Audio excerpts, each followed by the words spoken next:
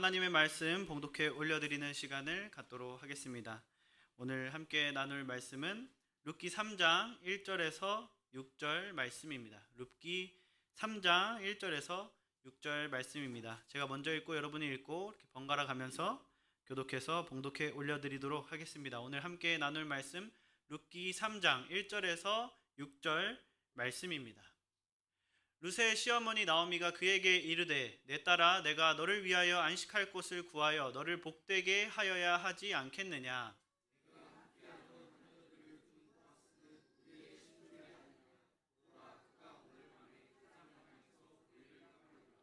그런즉 너는 목욕하고 기름을 바르고 의복을 입고 타작마당에 내려가서 그 사람이 먹고 마시기를 다하기까지는 그에게 보이지 말고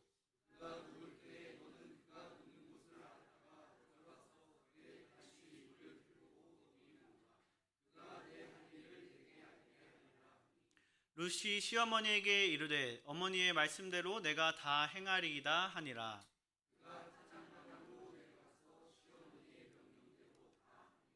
아멘. 네, 착석해 주시겠습니다.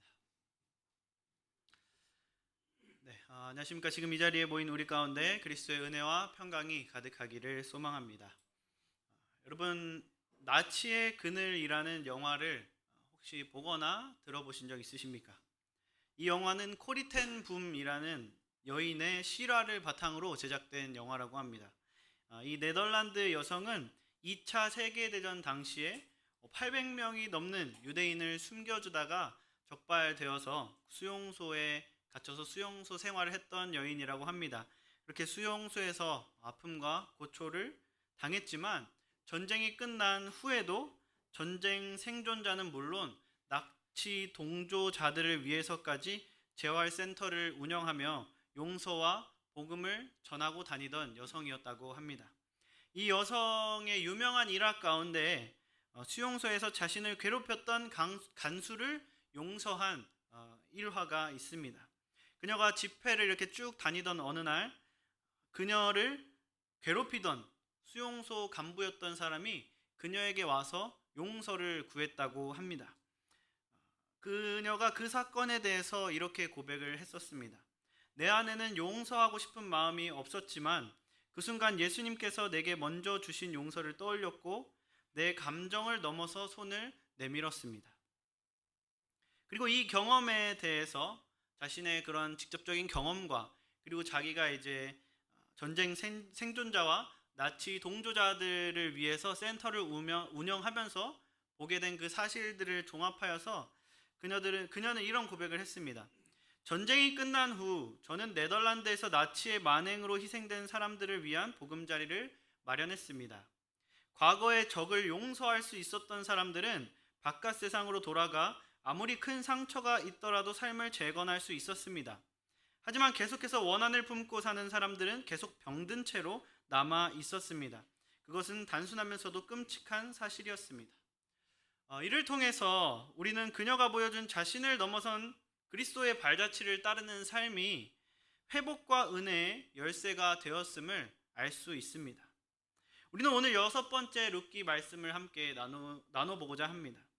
오늘 말씀에서는 회복된 나오미와 룻의 삶이 나옵니다. 그리고 그들의 삶은 본격적으로, 실제적으로, 그리고 현실적으로 삶의 축복을 얻는 열쇠가 되었습니다. 그러므로 우리는 오늘 말씀을 통해 하나님이 우리에게 주신 축복의 문을 여는 열쇠가 무엇인지 발견하고 그 문을 여는 방법을 깨달아 그 문을 열어 하늘의 복을 충만히 누리는 시간이 될 수 있기를 소망합니다. 먼저 우리가 오늘 본문의 룻과 나오미를 통해 알 수 있는 사실은 회복된 자의 삶은 수동적 기다림이 아니라 능동적 순종의 삶이라는 사실입니다. 먼저 3장 1절, 룻기 3장 1절을 보면 이렇게 말하고 있습니다. 룻의 시어머니 나오미가 그에게 이르되 내 딸아 내가 너를 위하여 안식할 곳을 구하여 너를 복되게 하여야 하지 않겠느냐. 먼저 룻기 3장은요 룻기 2장에서 룻이 보여준 능동적 믿음의 삶을 배경으로 이어집니다. 우리가 이미 살펴봤듯이 2장에서 룻은 굉장히 어려운 삶을 사는 여인이었습니다. 과거도 현재도 미래도 아무것도 없는 과부였지만 룻은 하나님이 먼저 복 주셔야 움직이겠다는 수동적인 태도를 보이지 않았다는 것입니다. 원망과 후회로 가득 찬 삶을 살아도 하나 이상할 것 없는 현실이었지만 그녀는 절망에 빠져 있는 시어머니를 위해 스스로 나서서 이삭을 줍기 시작했습니다. 그리고 그 과정을 정직과 존중을 가지고 헤쳐나갔습니다. 그래서 그녀는 능동적 순종을 통해 하나님께서 준비하신 최고의 복을 결국 받아낼 수 있게 되었습니다. 이렇게 2장에서 보여준 룻의 능동적 순종이 결국 나오미를 깨웠고, 오늘 본문부터는 나오미도 본격적으로 능동적 신앙 생활을 해나가는 모습을 보여주기 시작합니다. 우리가 이미 앞서 살펴봤듯이 룻기 1장 21절을 다시 보면 이렇게 말하고 있습니다. 나오미가 그들에게 대답하였다. 나를 나오미라고 부르지 마십시오. 전능하신 분께서 나를 몹시도 괴롭게 하셨으니 이제는 나를 마라라고 부르십시오. 나오미가 모압으로 어쨌든 자기 의를 가지고 떠났어요. 그래서 누가 얘기했을 때는 심판받은 것이다 라고 말을 해도 사실 반박할 거리가 없을 정도로 그렇게 모압으로 떠났고 모압에서 생활을 했고 안타까운 상황들이 발생을 했습니다. 잘잘못을 따지자는 것은 아니고 어쨌든 그러한 상황에서 모든 것을 잃고 여호와께서 다시 이스라엘에 찾아오셨다라는 소식을 듣고 나오미는 룻과 함께 베들레헴으로 돌아오게 됩니다. 나오미가 룻과 함께 돌아와서 이제 나오미를 반기는 베들레헴 공동체들에게 한 말이 바로 이 21장의 말이죠. 나를 기쁨이라 부르지 마시고 괴로움이라고 불러주시길 바랍니다. 그러면서 이때부터 나오미는 상실감과 절망감에 빠져서 헤어나오지 못한 삶을 살았음을 우리가 함께 살펴봤습니다. 그러나 2장에 나온 룻과 보아스와 베들레헴 공동체의 사랑과 헌신을 통해 나오미는 은혜를 보게 되었고 듣게 되었으며 다시 일어날 수 있게 되었습니다. 그래서 3장 1절, 오늘 본문 3장 1절을 보면 내 딸아 내가 너를 위하여 안식할 곳을 구하여 너를 복되게 하여야 하지 않겠느냐라고 말할 수 있게 된 것입니다. 여기서 너를 복되게 하여야 하지 않겠느냐라고 번역한 구문은 히브리 성경에서 관용구로 자주 쓰이는 표현 가운데 하나입니다. 이 원어 관용구가 나오는 다른 절들을 잠깐 몇 개 찾아보면요, 예레미야 7장 23절에서는 하나님의 백성 신분의 회복에 대해서 말하고 있고, 예레미야 42장 6절에서는 안전을 비는 축복으로 말하고 있습니다. 신명기 4장 40절에서는 장수를 빌고 있고요, 6장 3절에서는 번영을 빌고 있습니다. 즉 오늘 본문에서 나오미가 룻에게 빌어주고 있고 찾아주고 싶어하는 복은요, 땅에서의 복이라는 거예요. 하늘의 복, 우리가 흔히 말하는 천국의 복이 아니라 우리가 성경을 원어적으로 봤을 때 지금 나오미가 빌어주고 있는 복은 땅의 복이라는 사실을 알 수 있다는 겁니다. 나오미가 지금 룻에게 현실에서의 삶이 더 나아질 수 있도록 도와주겠다라고 말하고 있는 것입니다. 그리고 나오미가 안식할 곳을 구하여 라고 말하는데, 이 부분은 공동 번역을 보면 내가 그것을 마련해 주마 라고 번역하고 있습니다. 여기서 구해준다, 찾아준다 라고 번역한 단어는 아바케시라는 단어인데 미왈로 PL형으로 썼어요. 뭔지 모르시죠? 중요한 건 아주 강력한 의지를 담고 있다는 거예요. 원어적으로 문법적으로 굉장히 강력한 의지를 담고 있는 겁니다. 그래서 그냥 적당히 며느라 이제 내가 좀 정신을 차리고 열심히 한번 널 위해서 살아볼게 정도가 아니라 내가 이제 너를 위해 두 손 두 발 다 걷어 붙이고 반드시 내가 이거를 회복시켜주고 찾아줄게 하는 결연한 의지와 선포를 담고 있는 내용이라는 겁니다. 그래서 이 NAC 룻기 주석 저자인 블락이라는 사람은 나오미가 하나님의 섭리 속에서 자신의 역할을 깨닫고 행동하기 시작했다라고 평가합니다. 그러면서 믿음은 소극적 체념이 아니라 기회 앞에서 적극적으로 협력하는 것이다 라고 말했습니다. 이를 통해 우리는 나오미가 더는 자기 연민에 빠져 있지 않으며 타인을 위한 사랑과 헌신을 할 수 있는 사람이 되었음을 알 수 있습니다. 그러므로 여러분, 믿음은 받으면 움직이는 수동적인 기복신앙이 아님을 우리가 알아야 합니다. 믿음의 삶은 하나님의 약속에 적극적으로 반응하는 삶입니다. 회복된 자의 삶은 계산적인 판단이나 수동적 기다림이 아니었습니다. 진정으로 하나님을 신뢰하면 아직 결과가 보이지 않아도 믿음으로 한 걸음 한 걸음 내디딜 줄 알아야 한다는 겁니다. 물론 그렇게 내딛었을 때 주어지는 결과가 내가 원하는 결과가 아닐 수 있습니다.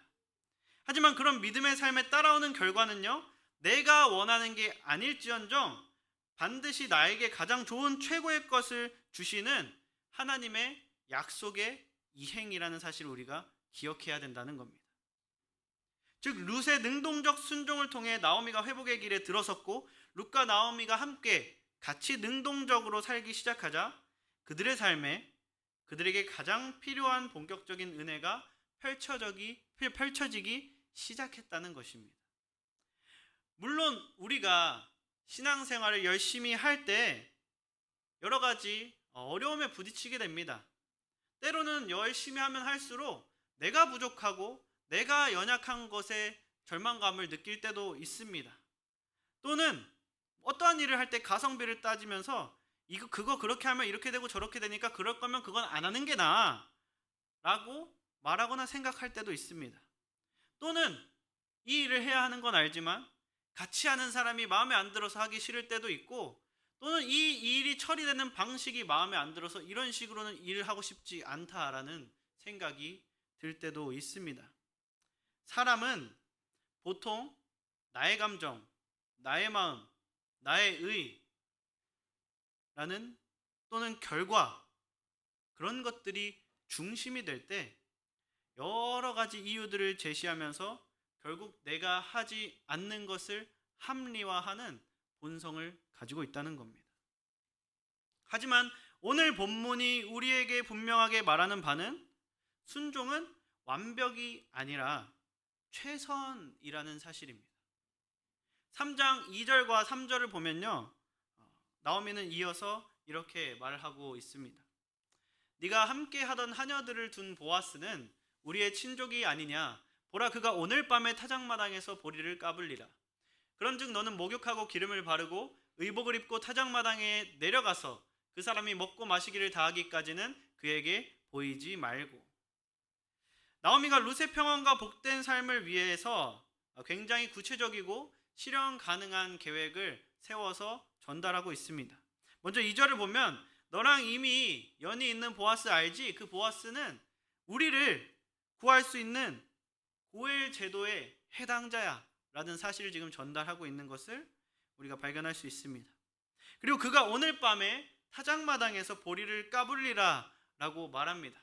여기 어린 친구는 보리를 까불리라 할 때 보리가 어떻게 까불지라고 이해를 못하겠죠. 보리를 까분다는 것은 이제 보리를 이렇게 하늘로 축축 던지면서 필요 없는 겨 같은 것을 이제 날리고 알곡만 남기는 작업인데, 이 작업은 보리를 추수하는 과정에서 가장 마지막에 하는 작업이라고 합니다.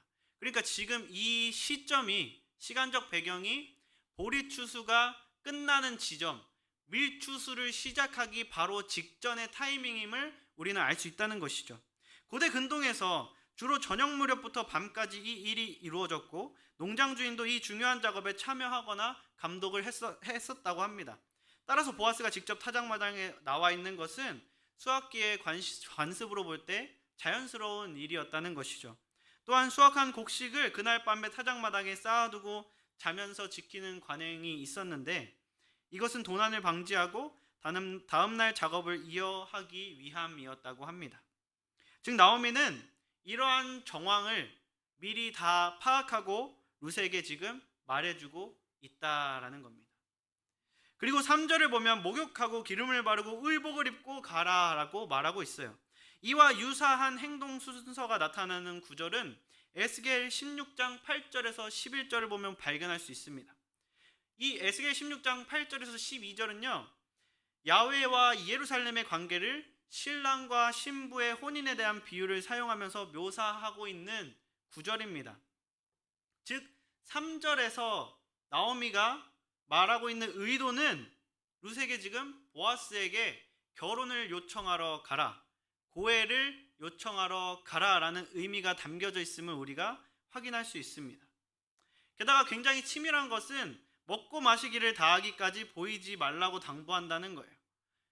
이 구절에 대해서 아까 말했던 신학자 블락은요, 먹고 마시기를 다하기까지 보이지 말라 한 이유는 식후 만족한 상태일 때 선한 마음으로 응대할 가능성이 높아지기 때문이다 라고 해석한다는 거예요. 그러니까 인간이 배고플 때는 더 예민해지고 배부를 때는 좀 더 너그러워지는 그러한 것까지 다 나오미가 철저하게 고민하고 계획해가지고 타이밍을 알려주고 그것을 이행하라고 지금 말하고 있다는 것이죠. 또한 여기서 이제 의복을 입으라라고 말하고 있는데, 여기서 말하는 의복은요, 원어로 시물라라는 단어입니다. 씻고 뭐 화장하고 기름 바르고 의복 입고 가라, 이게 이제 청혼의 개념이 있다라고 해서 이 의복은 이쁜 옷을 말하는 것은 아니고요. 이 시물라라는 옷은요, 밤에 입을 대용으로 쓰는 그런 엄청 두껍고 큰 옷을 말합니다. 즉 사실 이 옷을 입으라라고 했을 때 이쁘게 옷까지 잘 입고 가라는 뜻이 아니라, 이 옷을 입으라는 것은 너가 밤새 매복해서 최고의 때를 노려야 되니까 춥지 않도록 단디 준비하고 가라 라는 의미가 담긴 옷이라는 겁니다. 이를 통해 계획의 성공을 위해 디테일한 부분까지 철저하게 준비하고 있는 나오미의 능동적인 모습을 우리가 발견할 수 있다는 것이죠. 이런 나오미의 명령에 대해서 룻의 반응은 5절 6절을 보면 우리가 이렇게 말하고 있음을 알 수 있습니다. 룻이 시어머니에게 이르되 어머니의 말씀대로 내가 다 행하리이다 하니라. 그가 타작마당으로 내려가서 시어머니의 명령대로 다 하니라. 룻의 대답에는 한마디 반문이나 주저함 없이 온전히 받아들이고 다 하겠다라고 말한 그대로 다 함을 우리는 확인할 수 있습니다. 여기서 우리가 룻의 대답과 순종을 통해서 성경이 말하는 순종에 대한 태도 세 가지를 알 수 있는데요. 첫 번째는 즉시성입니다. 망설임이나 조건 없이 곧장 순종해야 함을 우리가 알 수 있습니다. 두 번째는 겸손함입니다. 어머니에게 반기를 들거나 어머니 그것보다는 이 방법이 더 나은 것 같은데요, 그건 좀 별로인 것 같은데 다시 재고해 주셔야 할 것 같아요 라는 그런 말을 하지 않고 그냥 온전히 복종하는 모습을 보여주고 있습니다. 마지막 세 번째는요, 무조건적인 순종입니다. 룻은요, 제가 한번 해볼게요, 생각해볼게요가 아니라 하겠습니다 라고 말하고 있다는 것이죠. 이는 어떤 부정적 결과나 어려움이 예상됨에도 불구하고 토를 달지 않고 하나님을 보며 다 감내하겠노라 라는 의지가 담겨있는 순종이라는 것입니다. 그리고 5절에 나온 룻의 대답과 6절에서 그 대답대로 온전히 순종하는 룻의 행동은 룻의 한결같은 1장부터 계속 이어지는 신실함을 보여주고 있는 것입니다. 그런데 우리가 여기서 이제 놓쳐서는 안 되는 부분이 있습니다. 그것은 바로 앞서 다뤘듯이 오늘 본문의 핵심은요, 순종은 완벽이 아니라 최선이라는 것입니다. 즉 나오미와 룻의 순종이 능동적이고 적극적이고 충성스럽고 신실했던 것은 맞지만 성경을 보면요, 완벽하지 않음도 분명히 말하고 있다는 것입니다. 3절을 다시 보면 나오미는 룻에게 꽃단장을 하고 일단 들키지 말고 숨어 있으라고 말합니다. 당시 이스라엘은 타락한 사사시대였죠. 이스라엘이 타락했을 때 타작마당은요, 밤에 잔치와 함께 무절제가 벌어지는 현장이었다고 합니다. 우리가 옛날 영화를 보면 방앗간에서 벌어지던 그런 일들이 이스라엘에서는 타작마당에서 벌어지곤 했다라는 거예요. 은연중에 암암리에 그런 것들이 굉장히 많이 벌어지던 일이었다라는 겁니다. 그래서 호세아 9장 1절을 보면요, 이렇게 말하는 거예요. 이스라엘아, 너는 이방 사람처럼 기뻐 뛰놀지 말라. 네가 음행하여 네 하나님 여호와 하나님을 떠나고 각 타작마당에서 음행의 값을 좋아하였느니라. 이게 타락한 이스라엘의 타작마당에서 흔히 벌어지던 일들이었다라는 사실을 우리는 다른 성경 본문에서도 확인할 수 있습니다. 그리고 실제로도 4절을 보면 나오미가 그가 누울 때 너는 그가 눕는 곳을 알았다가 들어가서 그의 발치 이불을 들고 거기 누우라. 그가 내 할 일을 내게 알게 하리라 하니라고 말하며 그러한 일도 분명히 염두에 두고 있음을 우리는 알 수 있다는 거예요. 놀라운 사실은 구약에서 여성이 한 남자의 하체를 들추어서 거기 들어가는 일은요, 이곳이 유일한 곳이라는 겁니다. 이것 외에 다른 성경에서 이런 여성이 남성을 그렇게 하는 언급은 나오지 않는다는 거예요. 즉, 지금 나오미가 룻에게 지금 하라고 하는 이 행위는요, 하나님의 관점에서 하나님의 마음에 합하다고 선한 행위라고 볼 수 없는 행동이라는 겁니다.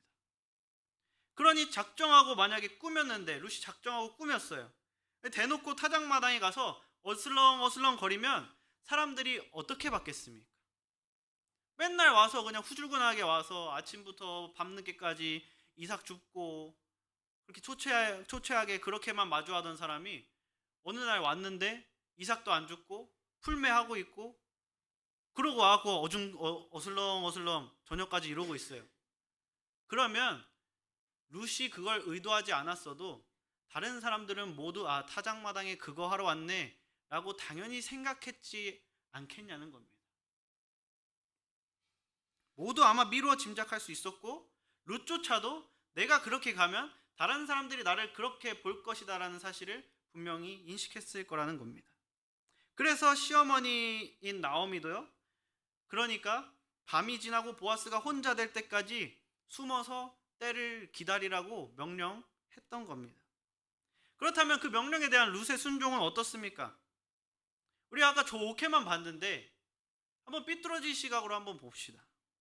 과연 잘못된 것을 알매도 불구하고 무조건적인 순종을 하는 것이 언제나 바르다고 할 수 있을까요? 때로는 충언도 하고 그거는 아닌 것 같습니다 라고 말하는 것이 더 옳을 때가 있지 않겠냐는 겁니다. 한 번도 충언도 안 하고 그냥 시키는 대로만 하는 게 마냥 좋은 것일까요? 조금만 생각해도, 아니 그냥 아침에 보아스가 좋은 사람이고 호감 있다는 거 다 알았으니까 공식적으로 어머니와 찾아가 상담을 하거나 정직하게 이야기만 했어도 잘 풀렸을 것 같은데 라는 생각이 그냥 당연시 드는데, 깨끗하고 정직한 방법이 조금만 더 생각해보면 더 많이 나오지 않았겠냐는 겁니다. 그런데 그냥 무조건 따르는 건 오히려 어차피 잘못돼도 내 책임 아니니까 라는 오해를 일으키기 충분하지 않겠냐는 겁니다.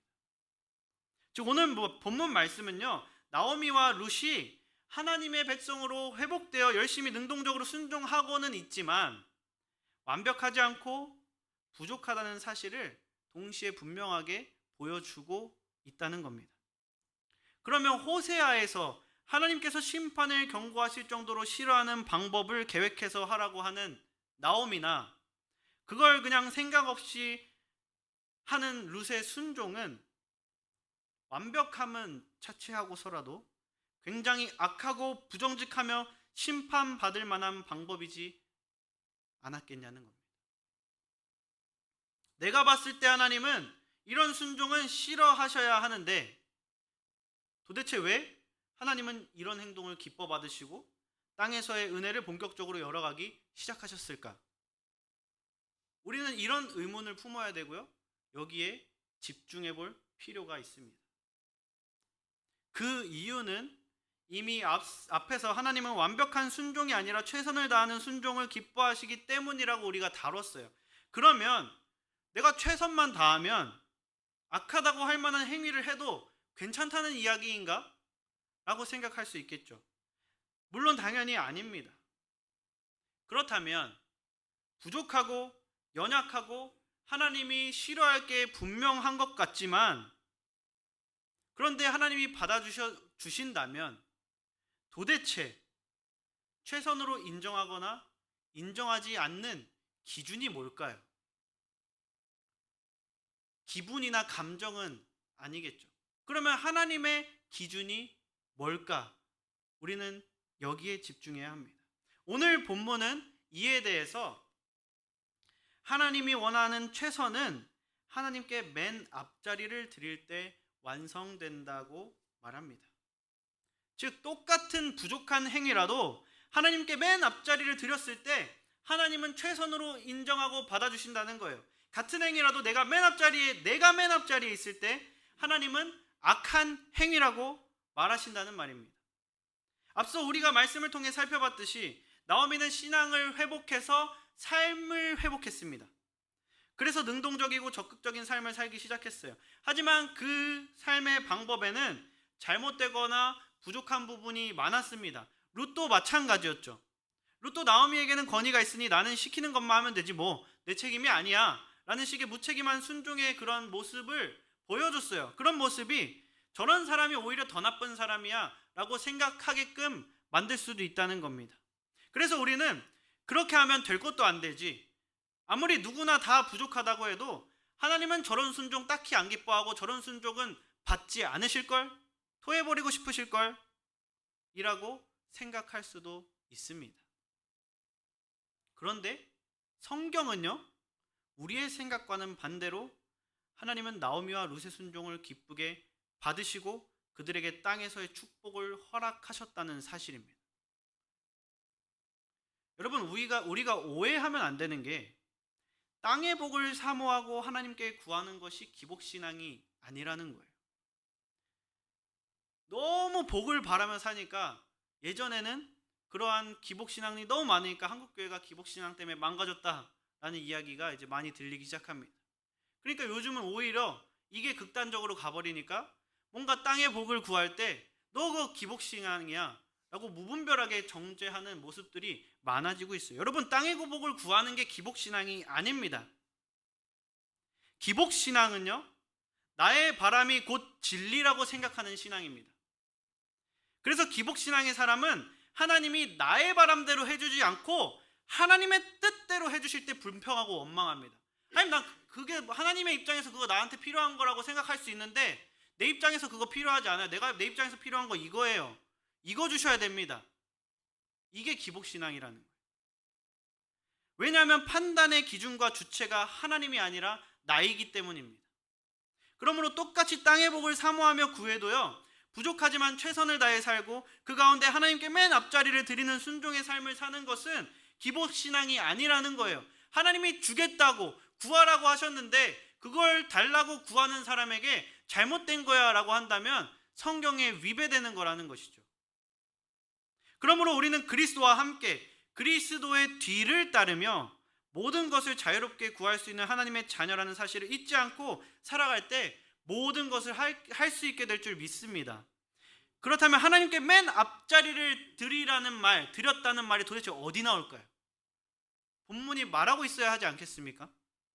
먼저 나오미가 룻에게 명령을 내린 후 4절 마지막을 보면요, 그가 너의 할 일을 일러줄 것이다 라고 하며 마무리하고 있습니다.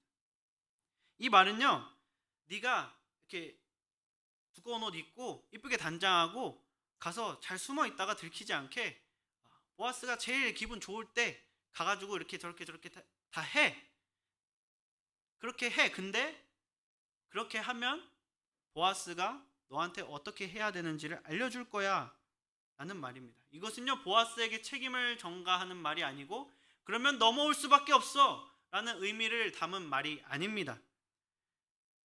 이 4절에 대해서 두기드라는 신학자는요, 나오미는 직접적인 청혼이나 압박을 하지 않고 마지막 결정을 보아스에게 맡기며 신앙의 여지를 남겨둔다 라고 말하고 있습니다. 이게 뭔 말이냐면 나오미는요, 뭐 부족해요. 연약하고 잘못된 것도 있어요. 그런데 어쨌든 그게 나오미가 할 수 있는 최선이었다는 거예요. 나오미는 자기가 할 수 있는 최선을 다했지만 하지만 결정권은 하나님께 맡겨둔 사람이었다는 거예요. 룻은 또 어떻습니까? 5절과 6절을 보면요, 룻이 무분별하게 순종했다는 지적에서 물론 자유로울 수 없습니다. 하지만 그것은 룻의 무책임함이 아니라 하나님을 향한 신뢰와 주권의 인정이었다는 거예요. 여러분 생각해 봅시다. 룻이 외국에 와서 살고 있어요. 룻은 이스라엘에 어떤 법이 있는지, 이스라엘 사람들의 정서가 어떤지, 문화가 어떤지 모릅니다. 그런 상황에서 룻이 올바른 판단을 내리기란 불가능에 가깝겠죠. 룻의 입장에서 나는 과부지만 그래도 외국에 와서 어렵게 살지만 정직과 순결을 지키며 내 정조를 지키며 열심히 살아왔어요. 소년들과 함께하지도 않고 최대한 소녀들과 함께하며 그렇게 살아왔습니다. 그런데 어머니의 명령을 들었어요. 꽃단장을 하고 숨어 있다가 보아스의 발치에 들어가래요. 그 행위 자체도 수치스럽겠지만 그러다 걸렸을 때 우리가 아까 얘기했듯이 룻에 대해서 어떤 말들이 오가겠습니까? 과부로서 정조 있는 척하고 살더니 얌전한 고양이가 부뚜막에 먼저 올라가려고 했구만, 이라는 얘기가 동네에 안 돌았겠냐는 말입니다. 그걸 룻이 예상을 못했겠냐는 말입니다. 하지만 룻에게는 자기의 안위보다 중요한 것이 있었어요. 그것은 바로 하나님의 뜻이었습니다. 룻에게 하나님의 뜻은 자신의 욕망이나 안정된 길보다 시어머니와 가문의 구원에 있었기에 위험이 따르지만 하나님의 주권을 인정하고 하나님께서 나에게 나오미를 보내주셨다라는 주권을 인정하고 하나님께 맡기며 전적으로 순종했던 것입니다. 그렇다면 우리는 이 두 여인을 통해서 무엇을 발견할 수 있습니까? 바로 자신이 할 수 있는 그 최선을 다하지만 부족함을 알기에 하나님께서 역사하실 부분을 맨 앞에 확보해 두는 삶을 살아야 된다는 거예요. 그러면 하나님이 거기에 내가 비워둔 자리에 하나님이 역사하고 일하십니다. 그때 그 일하시며 내 계획을 다 도로 묵으로 만들어 버릴 수도 있어요. 다 수포로 되돌릴 수도 있고요. 오히려 내 계획이 역효과를 일으키게 할 수도 있습니다. 그런데 그런 게 중요한 게 아니라는 거예요. 하나님의 자리를 비워드렸고 하나님이 어떻게 하시든 하나님이 역사하셨을 때 그게 무엇이든 간에 내가 내 마음에 들고 들지 않고를 다 떠나서 전적으로 순종하겠습니다. 이게 바로 오늘 본문이 보여주는 인간의 최선이라는 겁니다. 즉 하나님의 은혜는 가장 완벽한 전략에 임하는 것이 아니라 하나님을 의지하여 최선을 다하는 그 중심이 있는 사람에게 임한다는 사실입니다. 말씀의 결론을 맺겠습니다. 오늘 말씀은 우리에게 날 위에 기다리고 있는 축복의 열쇠가 무엇인지 알려주었습니다. 그것은 바로 완전함이 아니라 자기를 부인하고 최선을 다해 하나님께 맨 앞자리를 드리는 삶이었습니다. 룻과 나오미는 믿음을 회복하자 삶이 회복되기 시작했어요. 그리고 각자 나름대로 최선을 다해가며 살았습니다. 하지만 그 최선은 완벽하지 않았습니다. 그들의 방법은 조심스럽고 위험했으며 오해받기 충분했습니다. 하지만 그들은 하나님을 향한 신뢰 안에서 자기의 뜻을 내려놓고 최선을 다해 하나님께 맨 앞자리를 드리는 삶을 선택했습니다. 그들이 할 수 있었던 것은 모든 것을 완벽하게 해내는 것이 아니라 하나님이 일하실 맨 앞자리를 남겨두는 것이었습니다. 그리고 그 최선의 순종이 그들을 기다리고 있는 축복의 문을 여는 열쇠가 되어서 하나님의 주권적 은혜를 충만히 받을 수 있게 만들었습니다. 사랑하는 성도 여러분, 하나님은 우리에게 완벽함을 요구하지 않으십니다. 하나님은 그저 이미 우리를 축복하고 계시고 더 큰 축복을 내리기 위해서 대기하고 계십니다. 그렇기에 우리가 나오미와 룻처럼 자기를 부인하고 하나님께 맨 앞자리를 드릴 때 그 최선이라는 삶의 열쇠로 축복의 문을 열 수 있게 될 줄 믿습니다. 하나님은 지금도 여러분의 인생 가운데 하나님이 일하실 자리를 찾고 계십니다. 여러분 생각해 봅시다. 여러분의 인생은 어떠십니까? 나의 생각과 나의 계획으로만 꽉꽉 차서 하나님이 비집고 들어갈 자리가 없으십니까? 아니면 내가 뭔가를 계획하지만 하나님이 일하시고 역사하실 자리, 그것이 내가 마음에 들지 않고 나에게 고난을 주고 어려움을 주더라도 하나님이 일하실 자리를 비워두고 하나님이 그 자리에서 일하셨을 때 내가 아멘으로 순종할 수 있도록 나아가고 있는가? 여러분의 최선은 무엇입니까? 인간적인 최선입니까? 하나님이 기뻐하시는 최선입니까? 여러분, 완전함을 목표로 하느라 멈춰 있지 마시길 바랍니다. 가성비를 따지느라 해야 할 순종을 미루지 마시길 바랍니다. 부족해서 부끄럽더라도 그런 부끄러운 자신을 부인하고 이겨내므로 하나님으로 채워진 삶을 하나씩 살아낼 수 있게 되기를 소망합니다. 그러므로 나로 꽉 차 있는 삶을 부인하고 비워 하나님으로 채워가는 최선의 순종을 실천하여 축복의 열쇠로 축복의 문을 여는 사람들이 될 수 있기를 소망합니다. 그래서 나를 기다리고 있는 열쇠로 열기만 하면 우르르 쏟아질 하나님이 준비하신 그 축복과 내가 만날 수 있게 되기를, 우리 모두가 그렇게 되기를 주님의 이름으로 축원합니다.